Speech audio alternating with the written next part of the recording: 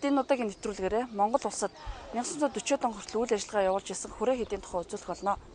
Тагнуул ерхий газрын тусгай эрхэд хадгалж буй мэдээ материалаас үзэхэд 1932-оос 1936 онд Монгол оронд 100 гаруй мянган лам хуурга бүхий хүрээ хэд жижиг хурлын газар буюу дуган байсан бөгөөд эдгээр нь Монголын түүх, соёлын өвийг хадгалсан төвүүд байсан юм а.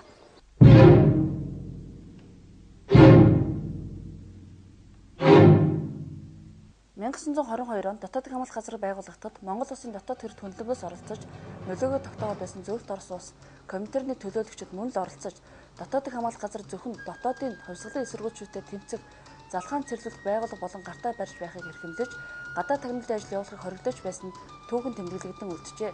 1927 оны 1-р сард Коминтерний гүйцэтгэх хорооноос гаргасан тогтоод лам нарын талаар явуулж буй бодлогоо дахин анхааралтай эргэж харахыг намын төв хороонд сануулад лам нар бол нам ардын хувьсгал засгийн эсрэг бодитойгоор оршиж байгаа сөрөг хүчин. Тэд улс төрийн бололцоо олдмоц хятадын харгас хүчиндээ холбоо тогтоож болох юм. Ийм учраас богд болон шинэ хувилгаанд төрүүлэх сүм хийж жасын малаас татвар хураах зэрэг асуудлаар нам ямар ч буулт хийж болохгүй хэмээн мэдгдсэнийг нам төрийн удирдлага хүлээн зөвшөөрснөөр асуудлыг шийдвэрлэхэд дотоодын хамгаалах газар шууд тулгуудан орох нөхцөл бүрджээ. Зүүнний хүчнийг дэмжих зорилго бүхий Монголын асуудлыг шийдвэрлэх Коминтерний тусгай бүрэн эрхт комиссийг Коммунист интернационалын гүйцэтгэх хорооны тэргүүлэгч гишүүн Шимрялаар удирдуулан Монгол Ардын хувьсгал намын их хурлд илгээж энэ үеэс эхлэн Монгол Ардын хувьсгал намын 7 дугаар их хурд бэлтгэх ажлыг явцад намын жанжин шугамыг хамгаалан тэмцэгчид хэмээн өөрсдөө нэрлсэн зүүн жигүүрийнхний ажиллагаа ихээхэн идэвхжээ. Дээрх комисс ирснээс хойш намын 100 ангийн гишүүдийн ирмэлцэх санал хэмээх баримт бичиг гарч ирсэн юм. Энэ саналд шашин лам нарын элдв итгэхүйдэл улс төрийн явуулгыг устгах гэсэн заалт орсныг хөндөж дамдорж хэлэхдээ тус Монголын одоогийн байдлыг үзвээс харьяа толон ард түмэн бурхан шашныг итгэж сүсгэлэх явдал гүн зузаан учир хэрэг хөдөө хотын олон ард дор бурхан шашин хэрэггүй хэмээн дэлгэрүүлэх дор бэрх буйзаа. Жишээлбэл бидний намын түмэн илүү гишүүдийн дотор бурхан шашныг дахих сүсгэлэхгүй итгээд цөөхөн гарах буйзаа хэмээжээ.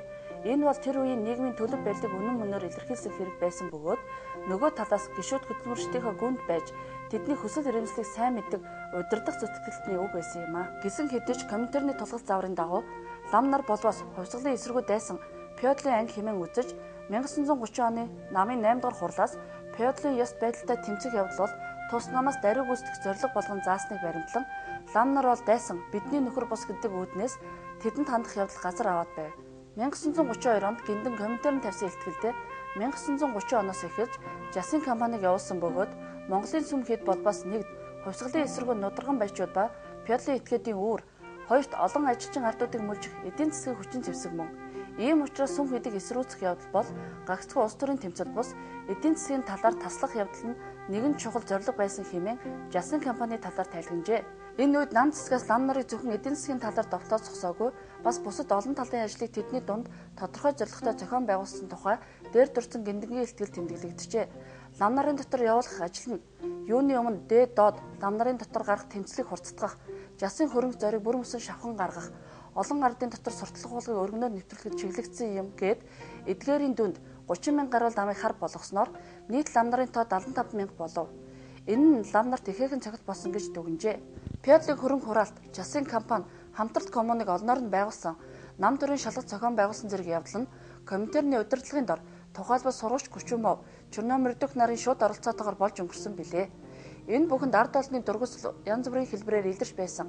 Тухайлбал Улаангом, Төгс буянтын хийдийн лам нарын бослого 1932 оны зэвсэг бослогууд гарч хил давж нүх дөрвөх явдал ихсжээ. 1932 оны 6 дугаар сарын 13-ны өдрийн дотоодын хамгаалах газрын мэдээнд дээрэмчид нэг онцгой сүнөөсөн гэсэн. Мөн дэлхийн 2 дугаар дайны дараа зөвлөлт холбоот улсаас цагаачлан гарсан нэрт монголч эрдэмтэн профессор Николай Попе 1932 оны бослогын үеэр Оросоос Монголд онгоц танк илгээж байсан юм хэмээн бичсэн зэргийг үндэс болгож 1932 оны зэвсэг бослогыг дарахад зөвлөлтийн тал идэвхтэй оролцсон гэж дүгнэж болохоор байна.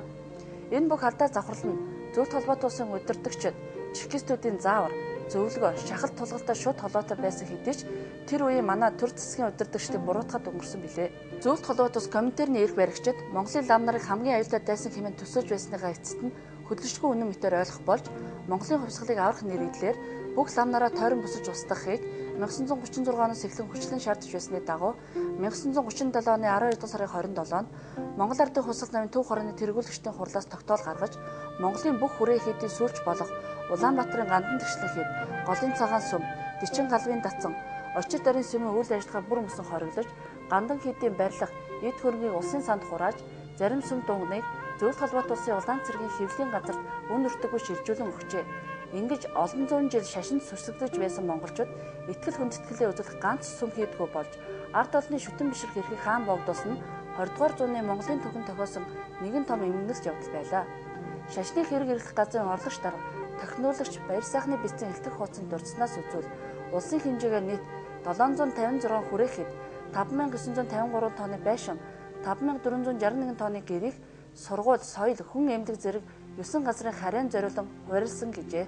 Зөвлөлт холбоот улсын удирдлага, ялангуяа Сталины шууд завраар шашин шүтлэг, ард олны шүтэн бишрэх эрхийн эсрэг явуулсан эдгээр алтмууд нь улс төрийн хилмигдүүлэлт болон гүнзгийрсэн билээ.